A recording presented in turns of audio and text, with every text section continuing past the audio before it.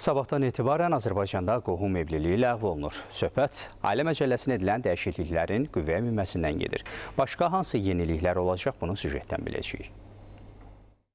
28 iyun 2024-cü ildə Azərbaycanda yetkinlik yaşına çatmayanların erkən evliliyi və qohum nigahlarla bağlı ciddi problemlərin qarşısını almaq məqsədi ilə Ailə, Cinayət və İnzibati Xətalar Məcəlləsində dəyişiklik edildi.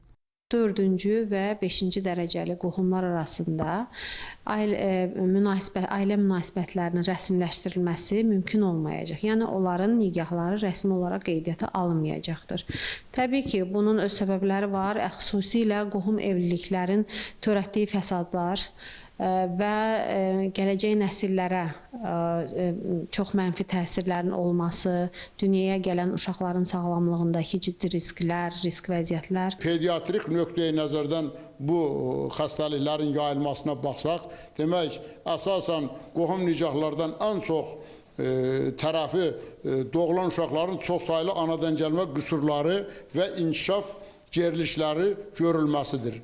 Belə uşaqlar ağır ürək və sinir sistemi qüsurları ilə, eşitmə pozğunluqları ilə, ağır xəstəliklər, yəni bədəndə zəhərli maddələrin yayılması, immun sistemin çatışmamazlığı və tez-tez infeksiyon xəstəlikləri yoluxması bu xəstələrdə daha çox baş verir. Ailə Məcəlləsində edilən dəyişikliklərdən biri də erkən nigahla bağlıdır. Bundan sonra daha geniş subyektlər cinayət məsuliyyətinə cəlb ediləcəklər.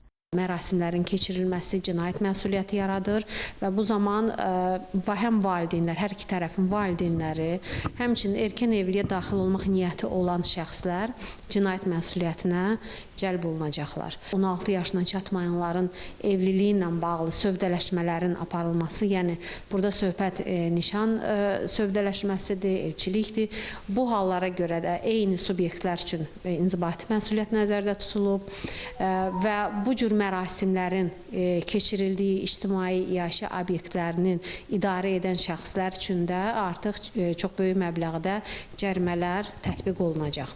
Dəyişikliyə əsasən din xadimləri də erkən nigahla bağlı məsuliyyətə cəlb olunacaqlar. Az yaşlıların kəbinini kəsən din xadimləri 1000 manata kimi cərimə olunacaqlar. Hətta belələrini 15 gündən 2 aya kimi həbs cəzası da gözləyir. Gülşanə Mahmudova, Elvin Qəhrəmanov, AzTV xəbər.